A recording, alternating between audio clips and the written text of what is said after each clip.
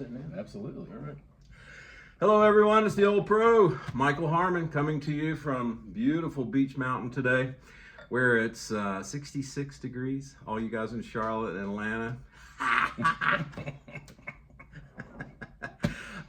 We've got another chat session, obviously, with a new friend and a name you'll recognize.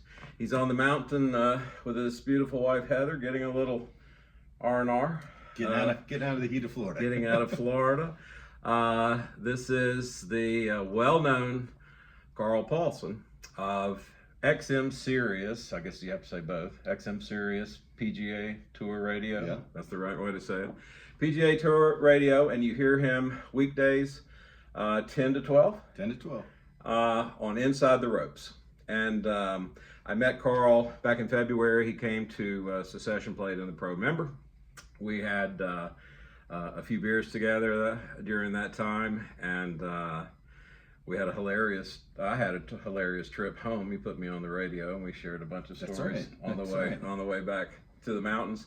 And he was here, and we played a couple of times. We played at Linville and twice, and he's played a few of the other courses in the area. And I wanted to snag him for a quick hello to you guys, my dear table heads. As always, thanks for being there. You guys are terrific. And I do have one announcement. I have two more videos coming. One with Joe McGee, the old caddy master at Secession, and his good friend, and Jeff Tallman from Musgrove Mill. I sat down with him about a year ago, lost the stupid thing, you know me, and I found it, and then a wonderful quick interview with Jeremy Lowe, the famed amateur from London and St. George's Hills.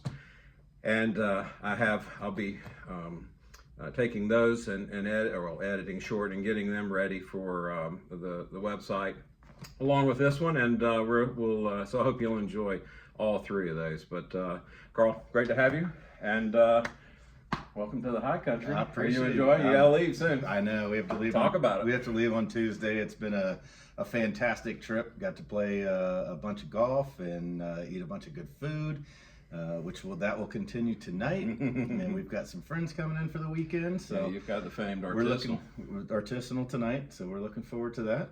That you probably know, #1 restaurant in North Carolina. I have heard from a bunch of different people that they loved it, so we're getting after it tonight.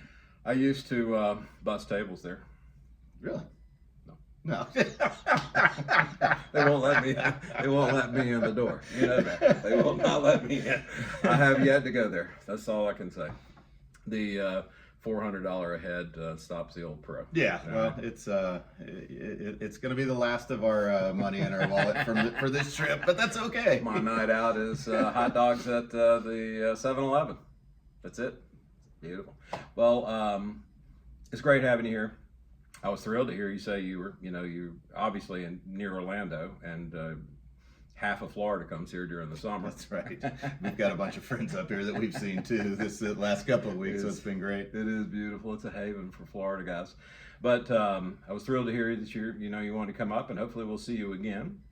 There's a lot of golf we didn't get to play, and grandfather being one of them. So hopefully you can get back. I have often said grandfather's in my top 10 in the South. And that's high praise, because that's Augusta, that's Peachtree, that's Seminole, Pinehurst #2. I mean, you're way up there, and it's still in my top 10. So, and he can play. He can still play. Former tour player, now doing this, but you played, I think you told me the other day, 10 years or so? About 12, yeah, right. About 12 years. Marvelous. Tell us a little bit about your background first, and then it is the British Open week, or pardon me, for all of my British friends, of which there are many. The Open Championship, or as I like to say, just the. Yeah, that works. That works. That works. Yeah. And we'll talk about that. We just finished the second round. We're shooting this on the Friday afternoon of the Open Championship. But tell them a little bit about you first. And I think everyone. Obviously, he was very successful on the tour. Didn't have a win, but stayed out there a long time. Yeah. But also the radio thing. Yeah. So I grew up a the son of a Marine Corps pilot, so we moved around a bunch. I learned the game from a guy named Wally Bradley out in California, who was the head pro at the course on the El Toro Air Station. Great guy, great teacher. Got into the game by my dad saying he was going to go play Saturday morning, and my mom saying, "You're taking one of the kids with you. You're not leaving me with both." So There's a few of those, aren't there? I was There's the a few one that stories got like taken that. to the golf course, like and that. I'm just driving in the golf cart and everything. And when we were on a par 3, it was about 125 yards over this big ravine, and my dad said, "Do you want to hit a ball?" I said, "Sure." So I teed up with his big old driver and hit it, and it went on the green, and he was like, "Whoa." And I started taking lessons the next week. So that's Nice. it was very natural. How old I were you? was 10, Yeah. 10 at the time. And Other sports? very natural. Played soccer, played select league soccer, all the way up until high school. Golf and soccer were the same time in high school, so Right. I had to make a decision. That was a pretty easy decision to make for me, but ended up in Virginia. Slow like that. Yeah. Well, I was getting worse at soccer and better at golf. So if you just follow the trend, I picked the right one. But played high school golf in Virginia Beach, and started taking lessons from what ultimately would be my one and only teacher throughout my life from that point forward, Butch Liebler. And Nice. he's a father figure, a mentor, a friend, everything you could ask for. You know, you ask all the PGA Tour pros at some point in their career, there was a PGA professional Yep. that took them under their Yep. wing and Yep. did things that they don't do normally. And Right. for me, it was they allowed me to be a member at the country club under my grandfather's membership. My parents couldn't afford to be members there, and Right. so to be able to play that course each and every day and take lessons from him, I think I paid him two lessons, and then the third one he ripped it up and said, "We're done." We're done. Yeah. So It's mentorship. yes, That is what, above everything else, the PGA professional needs to stand for. And if they're not looking for that great young kid in the neighborhood, something wrong. yeah. Something wrong. You need that. And but you know, he's almost like a father too. Oh, no question. He's about my father's age, and I've gotten some tongue lashings from him. And when I'm messing up at the club when I was a little kid, you know, buried my 7-iron in the tee one time, and that one came back to bite me. But you know, What did he do? Did he yell at you? Did he yeah, oh take yeah, he clubs yelled at away, me. shut you off? I got What did he do? a week. always love those I got a things. week suspension from the club, and which was terrible. Perfect. But Perfect. it was also very instrumental. But no, I owe a lot to him. There's no question about that. But ended up going and playing golf at South Carolina, where Butch's younger brother was the coach, who played on tour a little bit with you Yep. in the early '80s, Yep. Steve Liebler, and Yep. Wonderful. that player. was a key move on my part as well. Butch told me, he said, "Listen, we're not the same person." He is very militant. It's not the right word, but he is very strict, and I said, "That's fine." I had a military Run the pilot stadium as steps. my father, so we got along great. Yeah, we got in a screaming match 2 weeks when I was there, and we were fine ever since. So. It was great. Played that. 4 years at South Screaming Carolina. Yeah, he poked me, and In the chest. Yeah, and there's been one guy that's poked me in the chest, and it wasn't him. So Can I poke you right now? you know, well, yeah, you can now. It's not a poke. But Poke is yeah, poke is- he did the 3-finger poke, and I was like, no. Oh, and I deserved the 3-finger poke, but See, that's Still. there's a spirit there though. See, that's Yeah. the spirit of a good player. he whipped our ass. Yeah. Everybody. Ran And, steps. I mean in golf.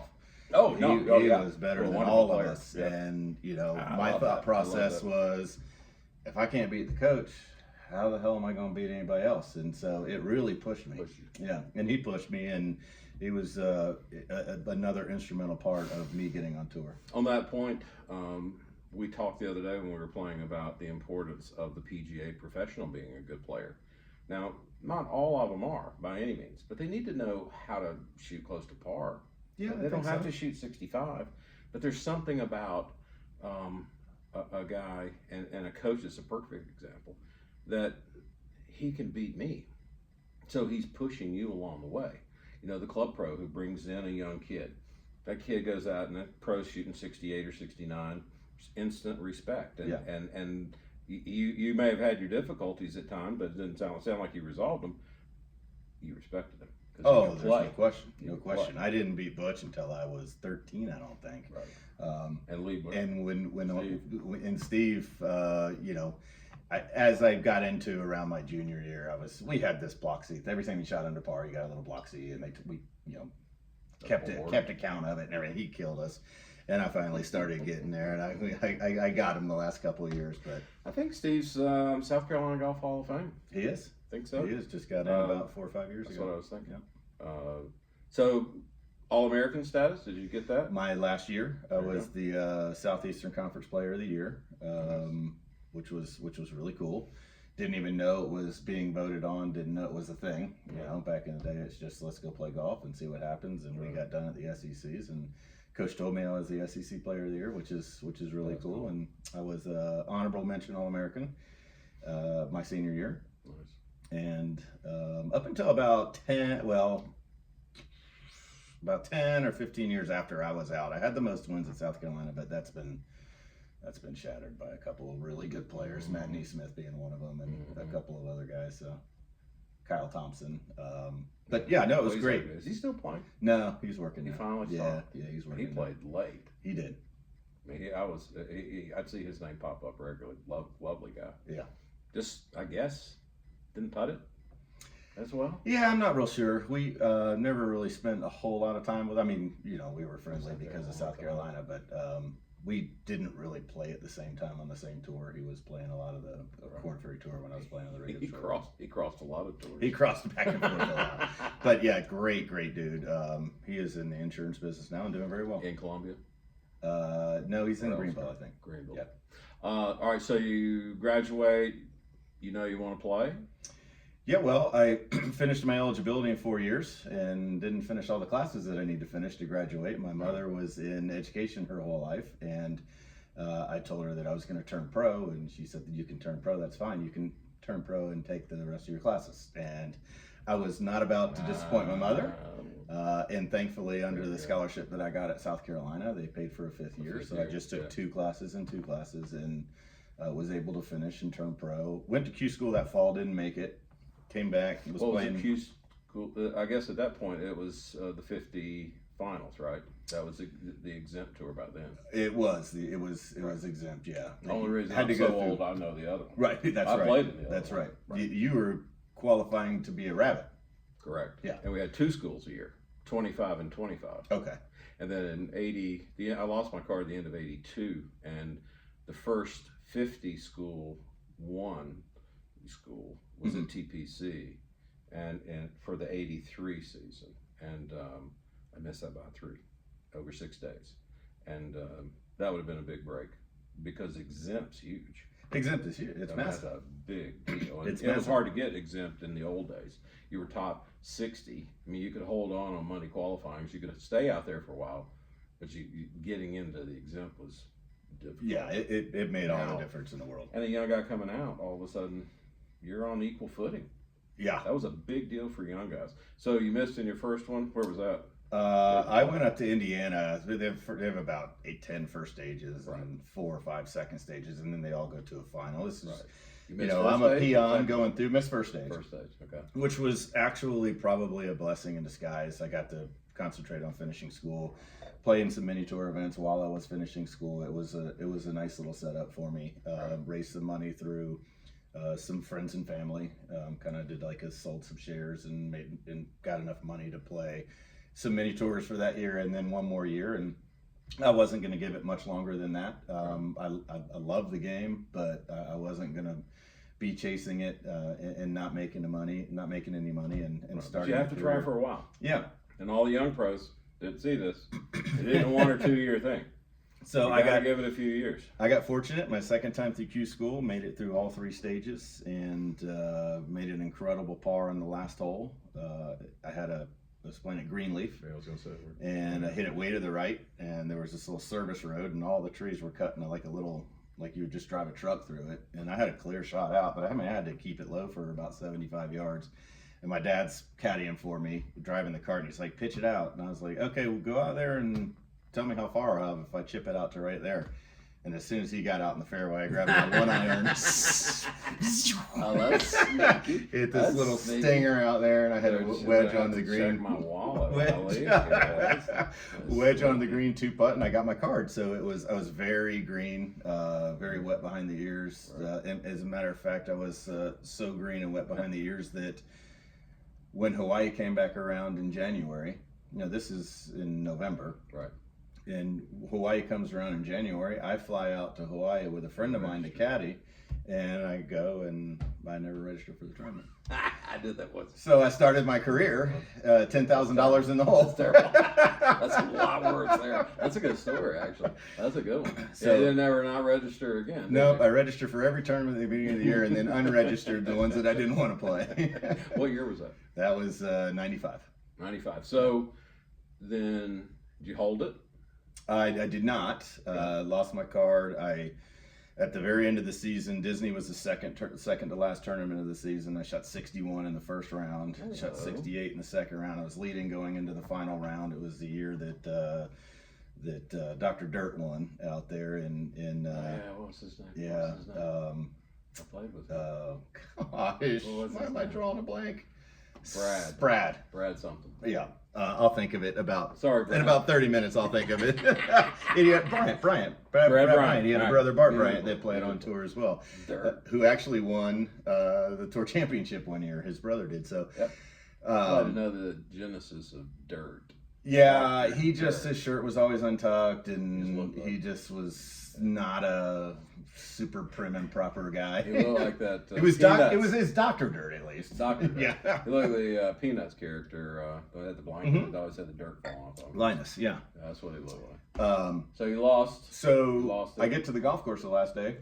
Oh, yeah, It was a that's right. 54-hole tournament because we had one day rained out. I get to the golf course for my tee time the last day, and I wasn't on the board yet. I mean, I was already off the leaderboard. I was in like 12th place when I got to the board, and I was like, uh-oh. Went out, shot even, finished in the top 10, got into the last tournament, didn't do anything. Went back to Q school and won Q school. Nice. So that gave Where me was that? Bear Lakes. Okay. Bear Lakes shot. Greenleaf. It was a cool place to play. Greenleaf was Had to cool. It's drive gone the now. ball. It's Yeah, I know. completely gone. Since That was. then. I played the old Goosey Tours. I lived in Winter Haven Oh, yeah, yeah. and played out there when Andy was there. Andy Tough B. golf course.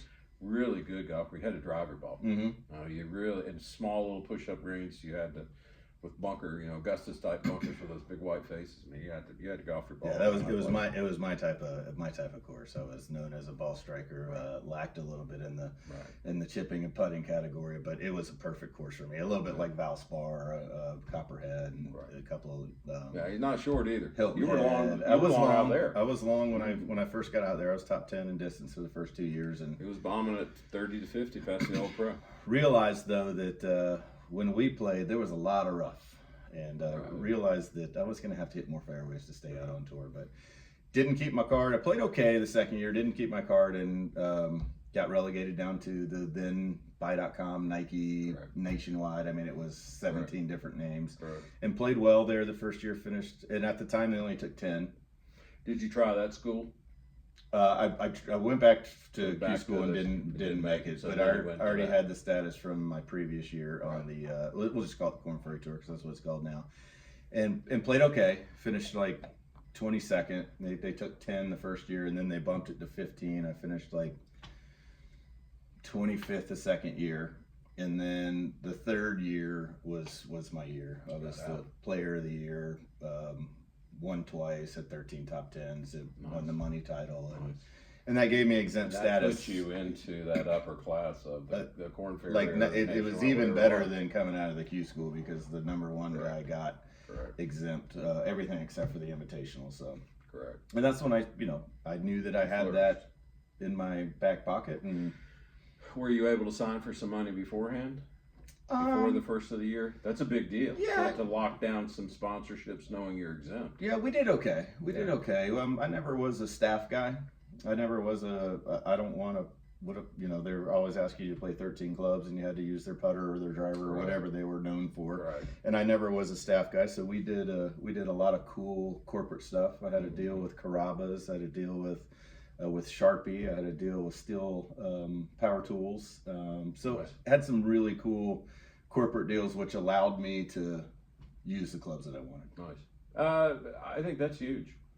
I think that's huge. I think that's smart, really. Unless you're just, you've grown up with a set of Titleist in your hands, Right. And you're playing all 14 of them or all 13 of them anyway. Yeah. I think that's smart. How'd that year go? It went well. It went well. I finished, I don't know, somewhere in the 80s maybe. But kept my card for 3 or 4 straight years. Which is the pension. Which is the pension, right? Yeah. So I got credit for the first 2 years because they're full years. It didn't matter where you finish. It's just if you have its status on the tour, Right. not conditional status. And Right. coming through Q school gives you that. And then 3 years after that, lost my card, got it back, and played a couple more. And then in 2006 is when I hit the deck in Milwaukee. Bad back. Bad back. Yeah. Was it a swing? No, we got rained out. It was a couple under through 6. We got rained out. Came out the next morning, did a full warm up, and walked over to the putting green, dropped 2 balls on the green, and been over to hit a putt. And so it was just a after straw that, that it broke was- the camel's back. Yeah, You hang on. been for a little struggling with it ever since. I've had four For sure. surgeries on the back and 1 on the neck, and so yeah, I mangled myself pretty good. But again, I wouldn't change it for the world. No, for a variety of fronts. I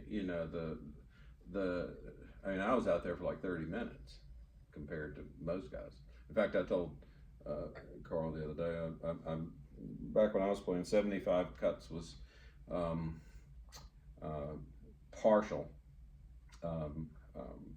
pension, and 150 cuts was full pension, and I missed the half pension at 75 by 72. Barely. It was Just so close. missed. I was so close. But I mean, that's huge. That's huge. I mean, it's It huge. absolutely is. I know guys I played with, I won't name any names, that stayed out there forever. They never really threatened the leaderboards much, but they stayed out there for 20 years. Right. They're kicking butt Yeah. now. I mean, that's a big chunk of money. So that's, that's well done. But also, it opens up doors. It certainly opened up doors for me in the club pro business, because I was still playing well. I was still winning section events. I mean, I could still play, but I remember talking to my dad the day I got my card. From that point on, forever, I was a former PGA Tour player. Yep. If you're out there 1 year or 2 years or 25, Yep. you were, because now you're somewhere else. Absolutely. And it obviously opened the door for the radio, Yeah. and TV and everything else you've done. But being out there for that length of time is very cool. You got to be a good player to do that. Really good player, and you got to be comfortable. I talk to a lot of young kids about that. You got to be comfortable. There are a lot of great players that never stayed out there for whatever reason. They just weren't comfortable. Right. It's as much about comfort as anything, and that's why the sons of players generally do pretty good. Yeah. Because they grew up in a locker room. They Used to being around those guys. First tournament I played was U.S. Open at Baltusrol. I qualified for the Open on a Monday, and then flew to the tour school and made it on Tuesday. I started on Tuesday and made it on Friday. Flew straight to Baltusrol. My first tournament was the U.S. Open. I mean, I'm in there in the locker room. I want autographs. Right. I really want. I'm smart enough not to do that. Right. But I'm literally thinking that. There's freaking Nicklaus. There's Watzkoff. There's at Watson. And I didn't have enough time to get. You could get comfortable. Yeah, I think if so. you weren't comfortable at the start, but you had to play well to stay out there. Especially Right. now. Yeah, well, now it's Whole different animal People now. ask me all the time, "Do you wish you played now because of the money?" And I was like, "Well, if I played now, I'm not sure I would have had nearly the success that I had before, because there's so many more great players Correct. nowadays. It's insane." But Is that because of I think a lot of that is the Corn Ferry or whatever it was, Nationwide or whatever before. I think they're better prepped by the time they get out there. well, And the college program. in the college programs, Right. the college programs now are. We always used to joke, we would go play a tournament at UAB and they would only let us play the week after they punched, because they didn't want, now they're playing tournaments at Isleworth and Shoal Creek, and and all of these other great places. And it's great. And I think the Golf Channel's had a lot to do with that in covering some of these events, the East Lake Cup and and Nationals and all of the regional stuff. But it's fantastic, and all these great facilities in college are all because of that. Correct. I mean, all these schools are putting $15-20 million into practice facilities. Exactly. We hit golf balls off some grass onto the practice football fields, and when we saw the buses coming, we had to run out there and pick up all the golf balls and make sure we didn't miss any, so somebody didn't turn an ankle. You're blowing a knee out over your golf ball. So, but again, you forge your own path, and to get back to that comfortable thing, I think being and staying on tour is just as much about what you're made of than it is what your swing is like or how you hit the golf ball. I mean, there's a lot of guys that played on tour for as long as I did and longer that weren't as talented as me. Correct. Absolutely. You can sit here and rip them off all day long. All day. And there's no disrespect in saying that No. they figured out how to get the ball in the hole in 67 shots, not 70. And it is still that short stick. Of course. For the most part. Yeah, of course. There's a Freddie Couples that comes along every now and then. That's just so talented. He's just too good. Scotty Scheffler. Scotty Scheffler is obviously one. But that, Scheffler has the ability to reach the upper echelon. Oh, yes. Freddie did to some degree, but he was backridden as well. Sure. I mean, that hurt him. But they're just those guys come along, and you almost know those guys. They win U.S. amateurs, they win U.S. juniors, they win 2 U.S. amateurs or 2 British amateurs. They're in that elite class. Everybody below that, Potter. Yeah, I didn't. And guts. Yeah. The intestinal side. No question about it. I did not have a stellar amateur career. I was good. Won, our state championship and a lot of tournaments in college. Won some big tournaments and won some college events, but nothing on the national level in terms of an amateur or junior or something like that. But I sort of got into the game late, Didn't hit a ball until I was 10. So. Right. I was really late. 16. Wow. I had baseball scholarships. Did you? Nice. But I love the game. My dad, and I always give my dad credit, he said you might be able to play baseball till you're 30. Maybe. You play competitive golf the rest of your life. There you go. I'll never forget that. I dropped it and pissed my high school coach off big time. All right, take us to TV radio. Interesting transition there. Yep. So, great transition. I was going to Q school one last time. I was at second stage, and I told my wife I'd need to have some sort of cutoff line, some sort of if I don't do something by here or I don't get past this stage, we're gonna call it quits. So I tried to make a little bit of a comeback in 2011 and 2012. Played some okay golf, but after the first couple of surgeries, it was tough. It was tough. And traveling was brutal, and luggage and all that. So went to the second stage, I think, in 2012, and I didn't even finish. I think I walked off the golf course in the third round because I was 100 over and back is killing me. It was cold, but it sort of I felt a little bit of a weight lifted off my chest. Now there was still a weight on my shoulders, to figure out what I'm going to do. Take care of your family.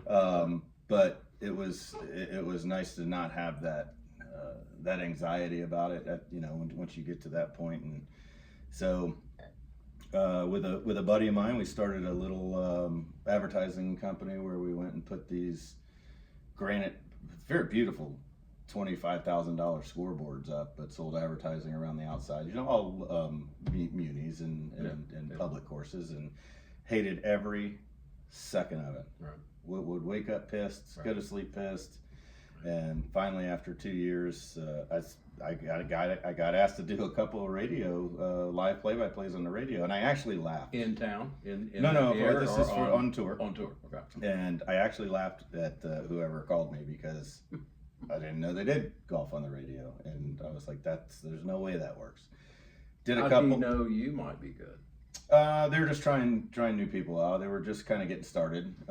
They had started 4 or 5 years prior to that, but they were just kind of getting into it, and it had gone from a couple of different entities to the PGA Tour through XM at the time. That was before Sirius and XM merged, but now it's Sirius XM, and they've got the PGA Tour channel. But so I did a couple and didn't do a whole lot of them, but a good friend of mine who fairly well, John McGinnis, is who I played college golf with and played on tour with, had a show on Sirius and was doing a lot of the play-by-play stuff. And he said, "Dude, you got to get into this business. You're perfect for it.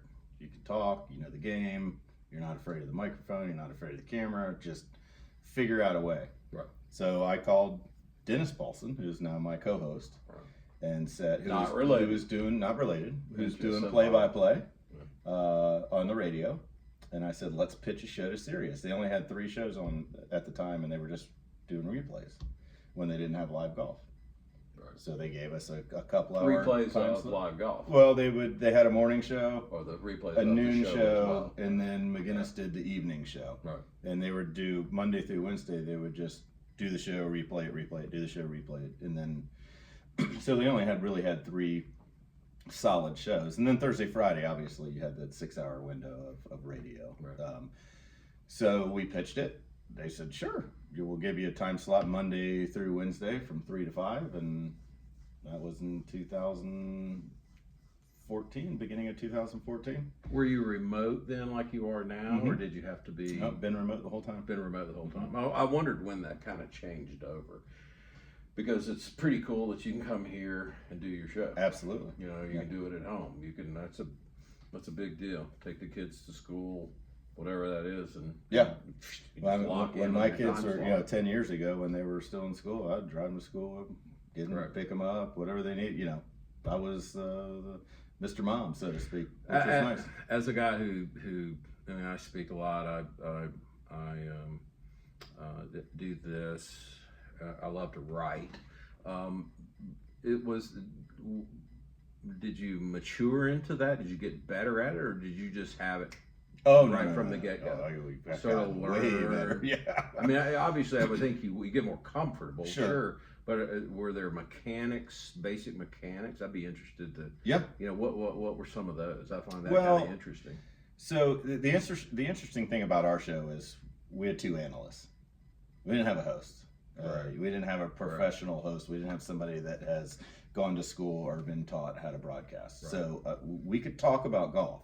And I assume Dennis was basically the same. Same right? thing. I mean, Right. he was a player, played on tour for 10 years, and got into the radio. And so about a week in, it was evident that one of us was going to have to figure out how to be the host of the A show. semi-host. And that turned out to be me, which is great, and I'm glad that it worked out that way, because now it's opened some more doors for me in terms of not only can I be utilized now as an analyst, but if there's an open 2-hour window somewhere where they don't have somebody, I can definitely host host anything. So Right. so that's been great, and it's been getting in and out of breaks, and a lot of it's learning on your own. Nobody would call and say, okay, you need to work on this and work on this, and the channel has matured to that point where we've got a couple of really, really good producers that, in my opinion, are the best in the business, that will not only give you constructive criticism, but also shoot you a message when you do something really good. So it's a great culture. Did they tell you a lot of what you were doing wrong, or were you doing most Yeah, of sure. it pretty good? Yeah, I mean, sure. I'm sure there's always. Well, and I was always upfront with them. I said, look, I'm a big boy. I grew up in a military family. If I'm doing something that is blatantly wrong or against industry rules or whatever you want to call it, I need to know. So I was, and sometimes they're brutally honest with it, and that's what would great. something like that be? Okay, a perfect example is Majors Week. We get probably 2 times the listeners, and a lot of those people are fringe golfers. Right. Like they're going to watch because Tiger's playing. They're going to watch and see if Scotty can win a major or whatever it may be. They're not watching each and every week, or listening. Let's say listening each and every week. So we get a lot of new people to the game. Maybe, somebody's spouse, they're in the car and he wants to listen to the Masters and Almost double. they're on a drive. Yeah, it's Almost crazy double. how big our audience gets. We have to go back from inside the PGA Tour to broaden it up, and we can't just be saying Scotty's doing this and Scotty's doing that, or hey DP, instead I would have to say Dennis, and we'd have to say our names more, and it makes sense, because we've got a lot of people now that are listening that don't know who DP and Scotty are. Right. So. Right. Yeah. Or don't know what a birdie is, or don't know what out of bounds is. Yeah, that would be a little weird. Yeah. But yeah, that does make sense. And they basically just sort of tutor you along. They just kind of tell you. Yeah, well, I mean, most of it is self-taught and self-learned. But I learned a lot from Matt Adams, who used to be on our channel, who's now doing his own stuff. I've learned a lot from Fred Albers in terms of the live play-by-play. I think he is the GOAT. And I always ask a lot of questions to people that have been doing it longer than me. Brian Katrick has been a massive help in my career, as has John McGinnis. Yeah, McGinnis is good. Yeah, McGinnis is good at it. McGinnis was. He's got his own little style. We all have our own little style. Well, exactly. He's got the southern swag. He's got the little grumbly voice, but the thing about John, which people don't realize, is he is smart as a whip. Right. He was an English major in college, and he reads all the time. Right. His vocabulary is massive. Loved him. He once told me a story that he wrote a exemption letter to a tournament director, and the tournament director said he laughed so hard he gave John a spot. So well written. So coy. It was so well written, and at the very end he also said, "I'll wash your car every week for a year." So yeah, we all have our own little thing. I like to laugh. I want people that are in the car that are listening to our show. I don't want them to be. Do I want them to get all the information and all the insight? Absolutely. Right. But I want to do it in a fun way. When you get done with the show, I want you to feel like you were sitting in our living room having a beer with us. Tell me, and the table heads, because they're a sophisticated group. Tell me what the day, like a day's like. What as you lead into the show, are you given an itinerary of some sort, or is it up just to you and Dennis? And what about the prep before you actually go on for 2 hours? What about that? So we've been lucky. We've had some very good producers who will, and I'll just tell you how it is right now. So we just got a guy we pulled over from SEC Network who is crazy about golf, been doing this for a long time, and he is excellent. He'll send us a text message with 10 boxes with hey, let's recap Scotty's win.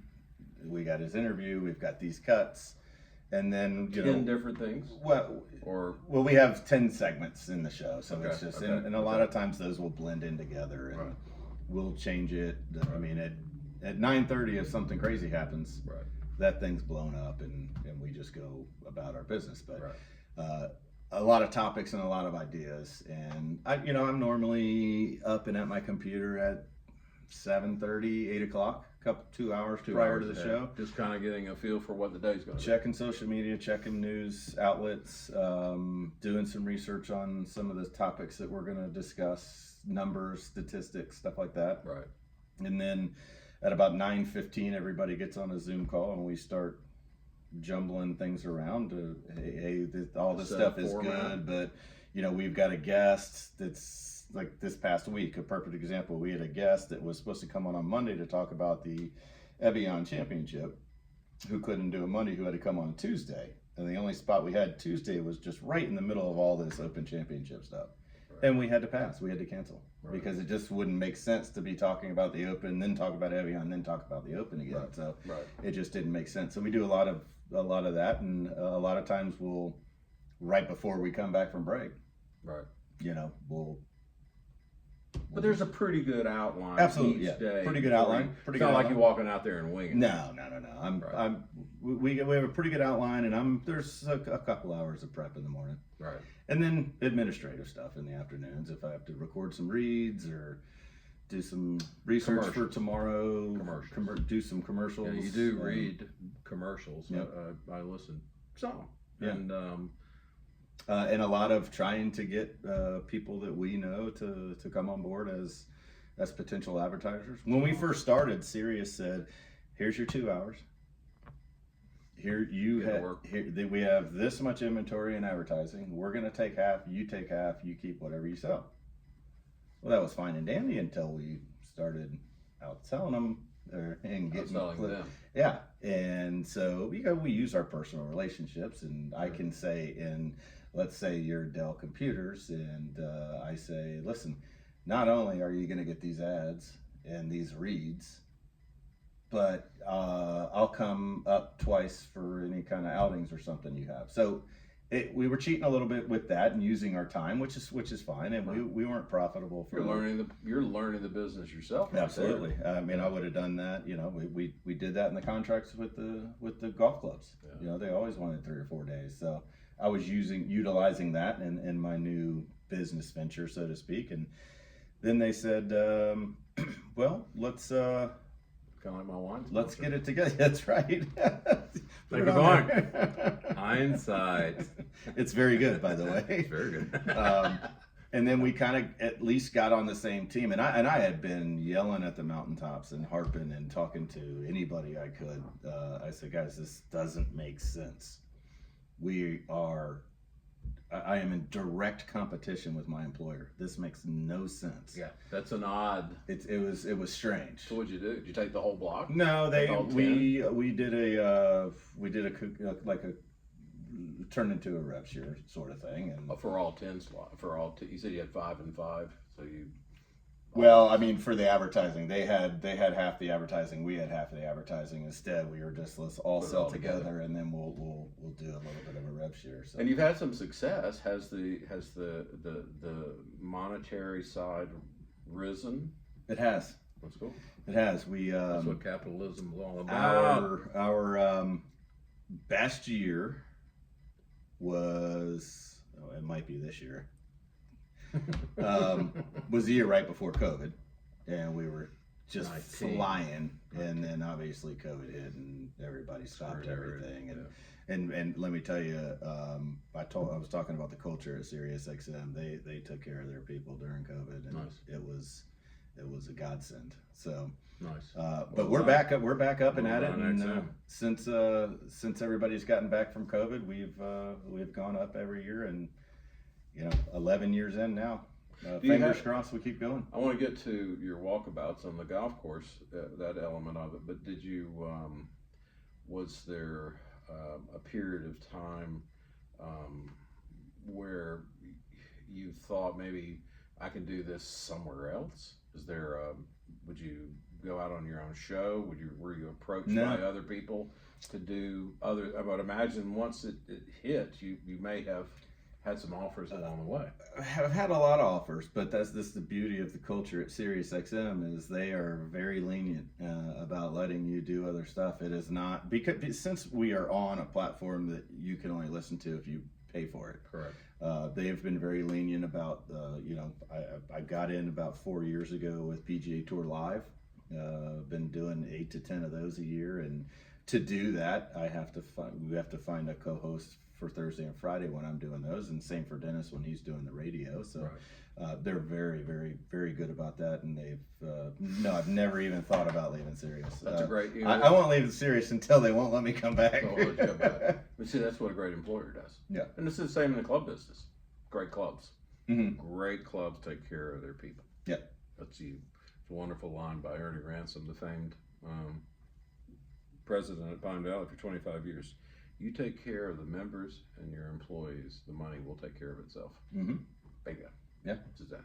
All right. So, how was on course? How did you evolve? Did you go to that first and then the radio? Or did you go to the radio then the golf course? Well, I did a few on courses. And I want to know what that's like. That's got to be interesting. It is. It's very interesting, and it's very different between radio and television.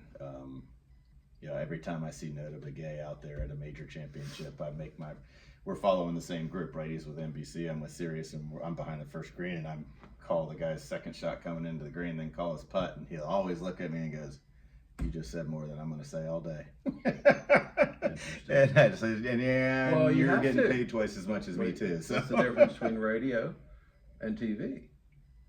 So it was explained to me That makes perfect sense. by Matt Adams and Fred Albers. The best way to understand how to do golf on the radio is you and I are watching the golf on TV, and you're blind, and I have to tell you exactly everything that's happening. You Bingo. can't say it's windy. Bingo. You have to say his pants legs are flapping in the wind. It is really humming now. The trees are bending over. Hard from the right. You have to not only Paint the say picture. what's happening, but you have to describe the action. Paint the picture. Yeah. I watch a lot of football, as you know, soccer, English football, and there's a massive difference between a guy who's calling it for the radio and a guy it's just a broadcast of the TV. Yeah. He's not telling me what I need to know. You have to tell him what kind Radio of pass guy. it was. Not that it was just a pass. Correct. Was it a big hooking pass? Was That's it a pretty soft cool. pass? Was it a... So notice, as you said, more on the first than he'll say all day. Yeah. That's good. But it's I like that. it's great because the I like people that. that listen to us, they just love the picture that's being painted. Yeah. Yeah. I think a talker would like that more. Yeah. Oh yeah. I mean, Absolutely. you get to you also get to inject a little bit. You know, as an ex-player, I can inject a little bit of analysis with the shot as well Right. because I'm getting the shot for 20 or 30 seconds, not 4 seconds. Correct. Yeah. Correct.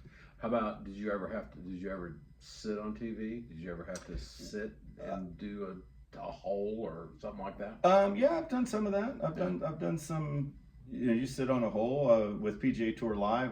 They've got a bunch of different stuff. They've got and all my work with PGA Tour Live is studio work, which is great. So you're sitting here. Yep.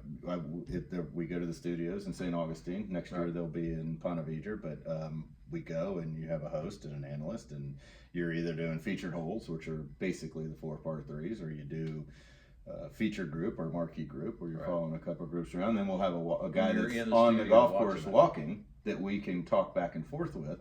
Is he on the air? He's on the air, yeah. Okay. All right. But I haven't done that for PGA Tour Live. This is just, I mean, it doesn't make any sense. I'm right next to the studios, Correct. and it's Correct. I'm a cheap date for the studio. So. I like that. I mean, we could talk about this all day, but I want to get into a few other things. Tell me your view of the game right now. It's a weird time. For It's a us. weird time. It's a really strange time. It seems to be evolving to some degree. I loved Martin Slumber's comments this past week about the pyramid, and there's too much money at the top and not enough at the base. That's a great way to think about it. Mr. Palmer thought it that way. You know, when Norman tried to run off with a world tour in the 80s or so, he said, "What about the regular guys?" And that's my biggest concern is the regular. It's based on meritocracy. I find this 60-man field playing for $8 million I don't like it. offended. I'm offended by it. I wouldn't go as far as to say I'm offended by it, but I don't like it. I'm in the same boat with Tiger and Palmer and Nicholas, and ironically, those were the only 3 of those big tournaments that had a cut. Now they were only cutting 20 players, Correct, but it's still. but they still held on to the mantra of you got to go out there and earn it. The fact that these guys are getting FedEx Cup points for finishing last is the craziest thing I've ever heard in my life. Correct. I mean, you don't deserve a FedEx point for not beating anybody. So That becomes you can a give them all the full money you shot. want. Give them all $10 million playing tournament. I don't care. Did those guys that slammed the trunk on Friday get money? Did they make some money At the signature rounds? at the I'm not at sure. Bay I Hill? don't think so, but I'm I not wondered sure. about that. I'm not sure. I can find out, but I'm not sure. I would, that. It's not they don't need any. What are they going to do? Give them $5,000? Well, but there's something about getting whacked. Okay, you miss a cut, you got 0. And That's I the beauty love of it. 150-man fields or 155-man, whatever works. I don't care. I want the young bucks coming up out of college who have a great first 36 holes to actually get paired with Yeah. Tiger or Scheffler, who didn't play well, and he played well, and he's now. I mean, that's what that's what the growth of inside the game's all about. I think as a player, the perfect size field for a signature event. You go 144 all day, all summer long, as long as correct. daylights will allow it. Correct. Play with as many as you can play. But if you want to make these tournaments different and you're special, all the invitationals when I was playing were 120 man fields. Correct. No, 120 man field and cut to 60. Correct. If you don't beat half the field, you don't deserve you don't deserve anything. That's the beauty of the pure capitalism of the sport, and that's what the passion of the PGA Tour and professional golf was built on. It's now a little bit weird and a little bit different. I always took a different view on LIV than most people did, and my thought was, hey, I was going to ask you. Competition is never a bad thing. Mm-hmm. The way they're doing it, I don't wholeheartedly agree with. I don't think that you should be given $100 million and then make all the purses $100 million, right? Instead of giving everybody 30 million here, 40 million here, 100 million here, 200 here, 300 million. Nobody's going to go broke if the purses are $100 million. I mean, the last place guy's going to make $400,000 or $500,000 every week. Correct. But make him earn, what he's after. Is there?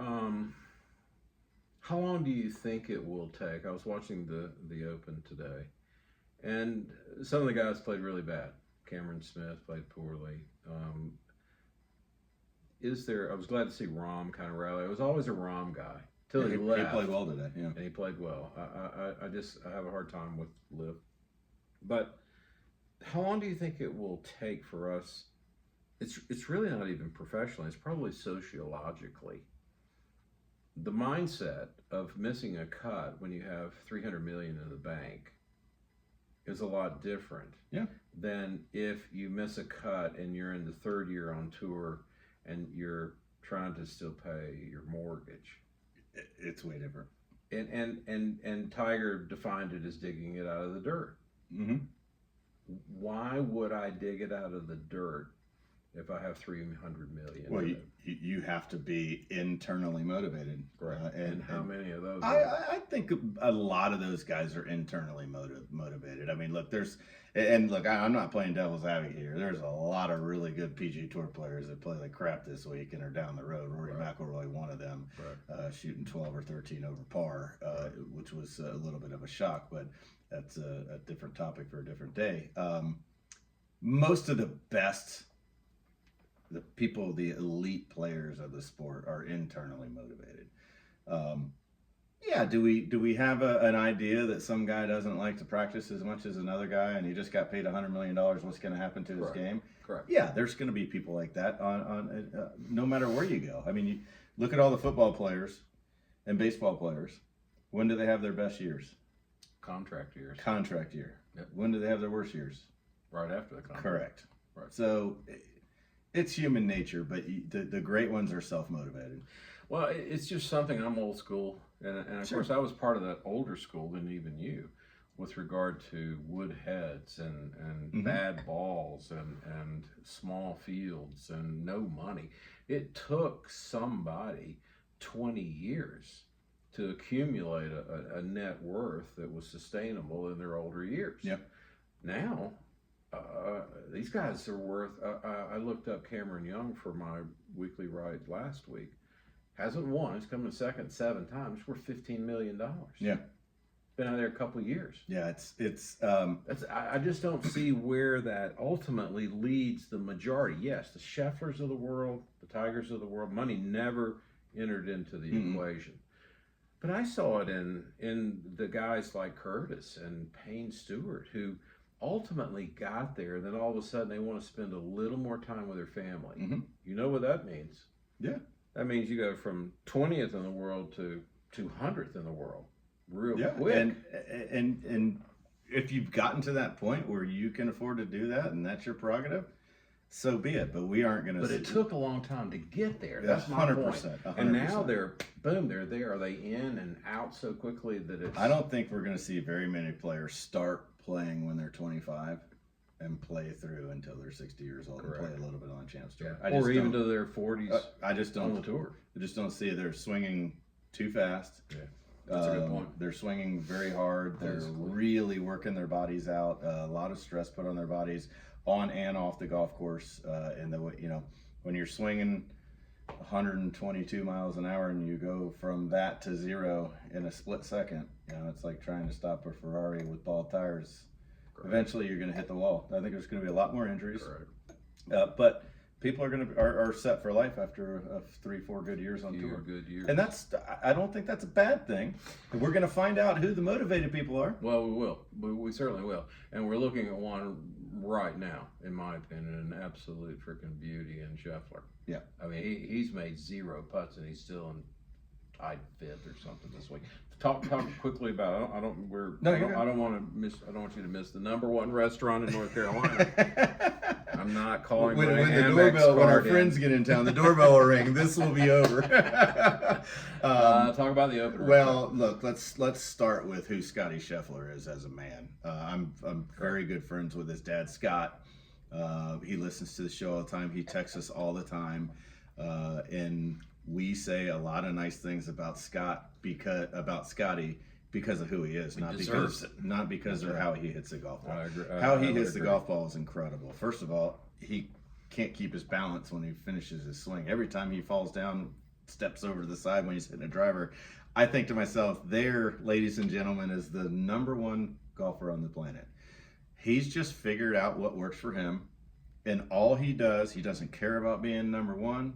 He doesn't care about where he sits in the history of the great players.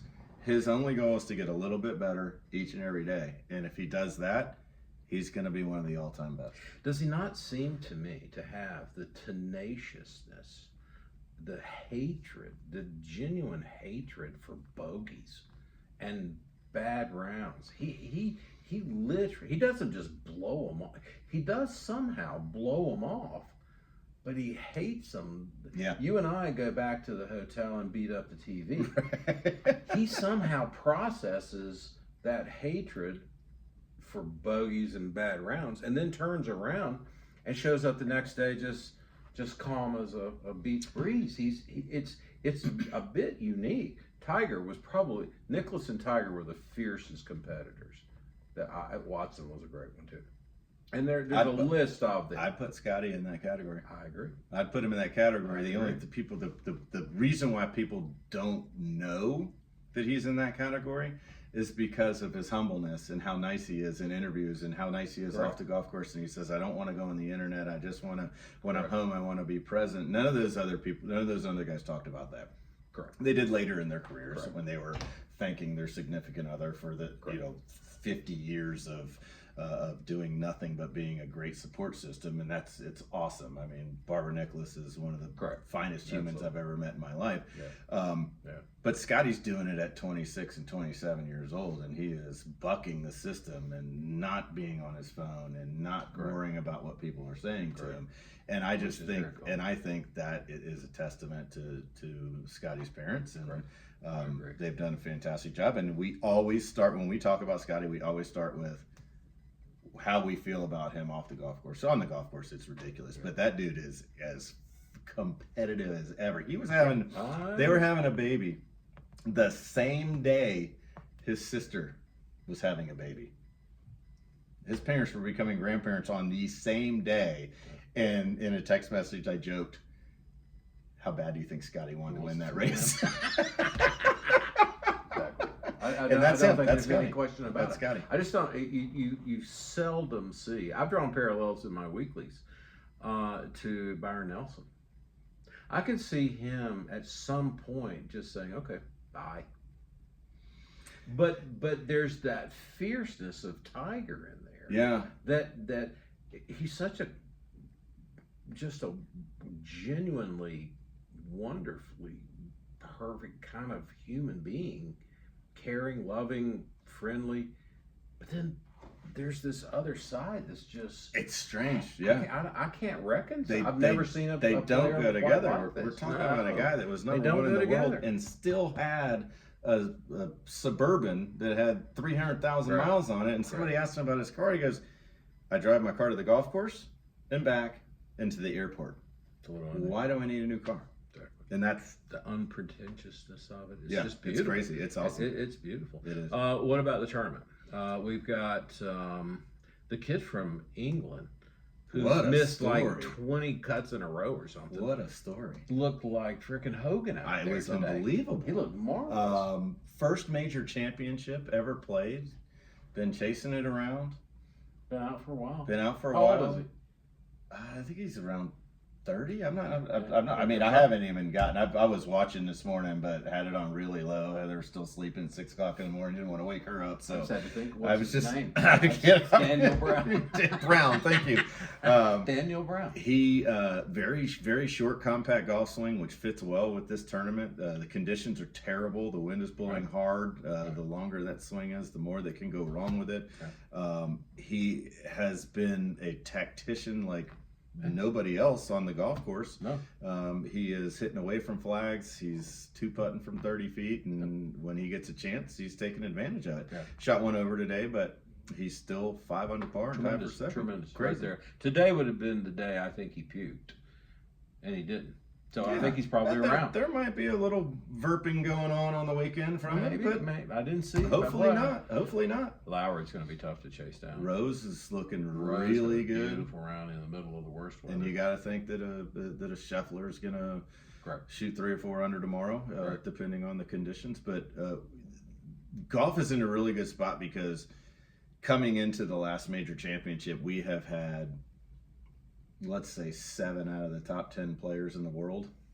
And I'm not talking about the official world golf rankings. I'm talking about the ROMs, and Correct. it doesn't matter where you play. Correct. They all have been playing really good golf, Mm-hmm. and they all seem to be in a good headspace. I think this is going to be a really cool battle coming Yeah, down the stretch. this will be good. It's supposed to just dump tomorrow. Awesome. I'm Yeah, not and not that's- there. but not a First lot of time wind. since 2014. You're I not haven't been there and covered it. Rain. Right. Did you cover it on the course, or were you in a booth, or what? On the course. On the course. Yeah. That's brutal. It's Out there. yeah. It's last year Sunday. I threw away every piece of clothing that I had on except for my hat. Rain gear, shoes, socks. Didn't I'm travel leaving back with next it. day in You the did morning, travel and back with I'm it. not washing They're gonna clothes. dry it out. Yeah. So Well, you're a tour boy. You can get freebies. You can get freebies. I call you to get some polo stuff. Polo. That's another sponsor. I've been over there.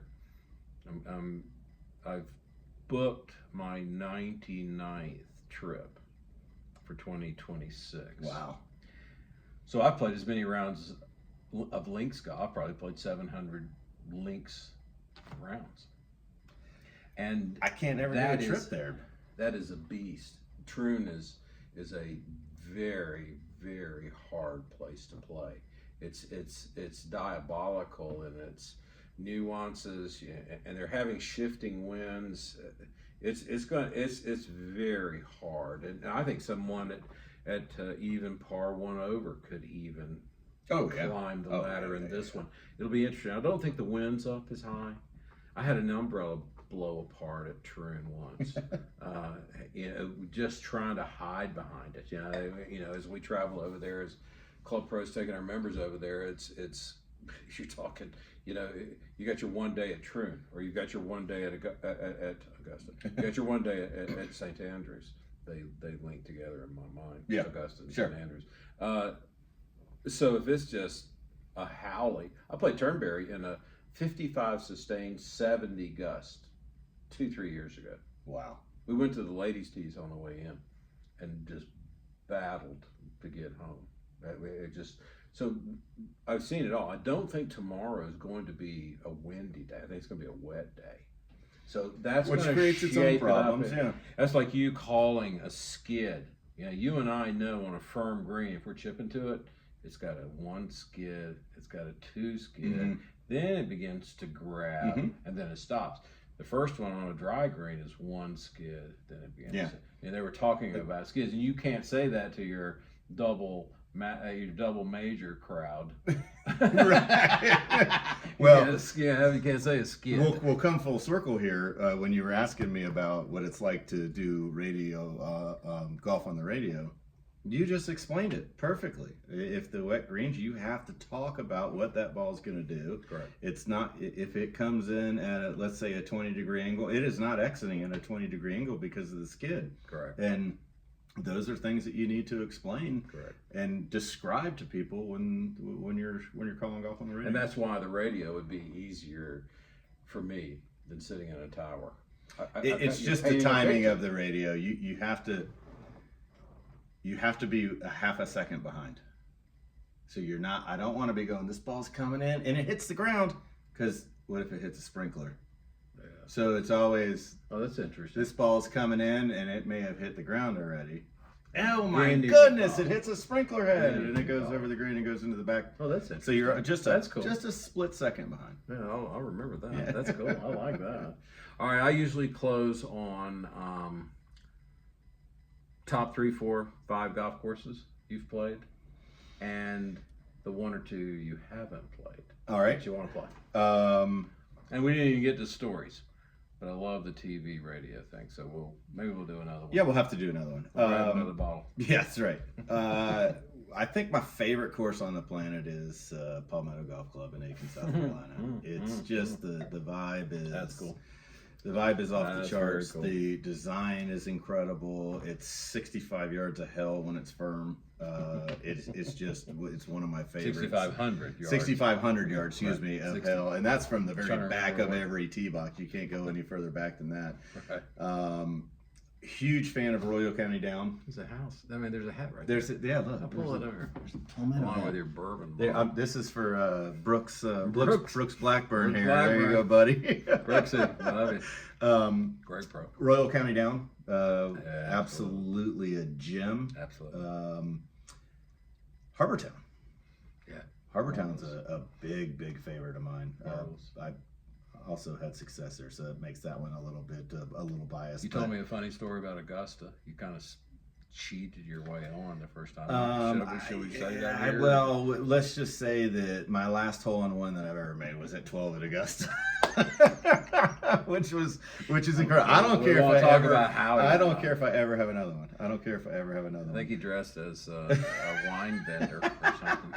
Came in, snuck on. He can't even claim the hole in one on 12. Can't even claim it. I texted Dennis and told him, he goes, "This is the greatest thing in the world. You made a hole-in-one at 12 at Augusta. You can't tell anybody." Because he cheated his way out there. No, he's gonna get people in trouble. No. All right, we may have caused some trouble. No. We're just kidding. I We're just don't kidding. think the Augusta boys are watching this. What else? There's another one. How about in Pine Valley? Love Pine Valley. Shinnecock. Love Shinnecock. National Golf Links. National, One of my favorites. magnificent. One of Yeah. my favorites. Yeah. The one that I haven't played, Yeah. that I really want, and Augusta also is one of my favorite courses, is Cypress. I haven't played Cypress. I haven't either. That's at the top of my list. Yeah. Yeah.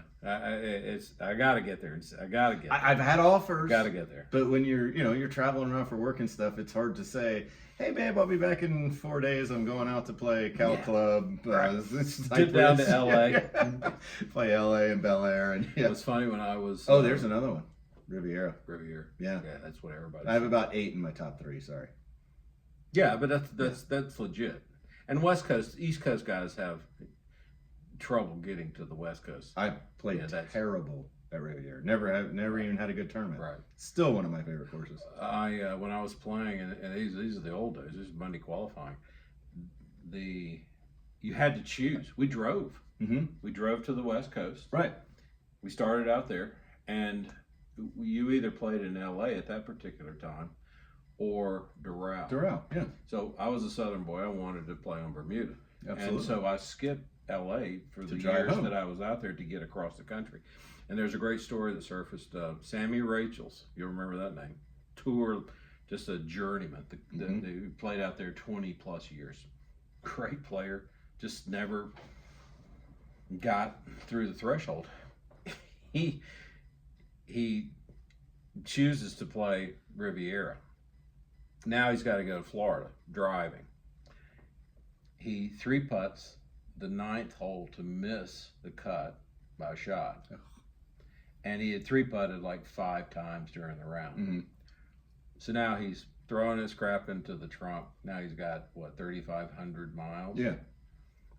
He ties, he said to himself, no one's ever putting with this putter again.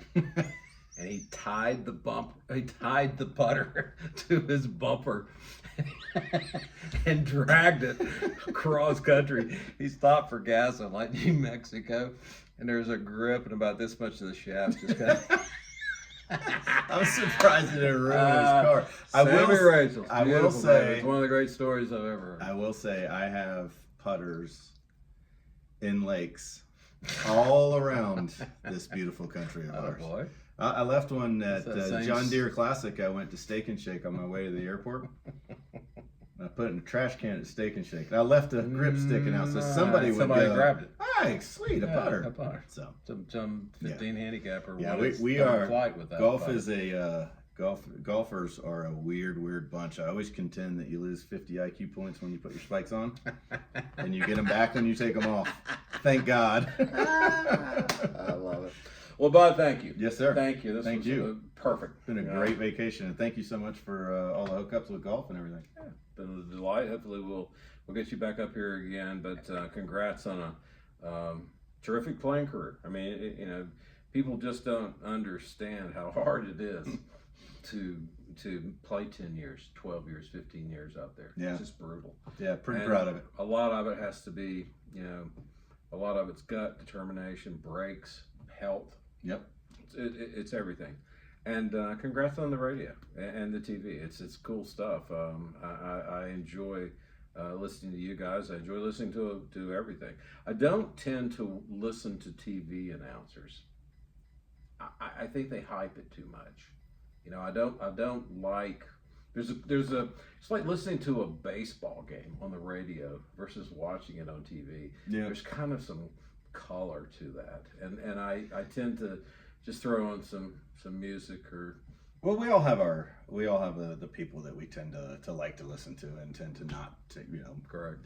And I'm sure there's people Correct. out there that when I talk they can't stand it. You have to have thick skin in this business. Correct. And I'm just Correct. doing best I can to bring you the info and laugh a few times along the way. And they have the choice of turning you on. Absolutely. Or off. And that's America. Yep. That's meritocracy. That's capitalism. That's That's what it all wraps exactly. up to. Well, delightful, my friend. Thank you, sir. Absolutely And delightful. we'll see you in February, right? February, the That's pro right. member. That's right, with Capuano. Can't believe I got invited back. Jimmy. Yeah, how are you, Jimmy? All right, thanks so much, guys. You table heads, I love you. We'll catch up again soon. I'll be back with Tuesday's news, probably midnight on Tuesday. I try to get it officially into Tuesday, but it's usually like 11:58 on Tuesday. Be well.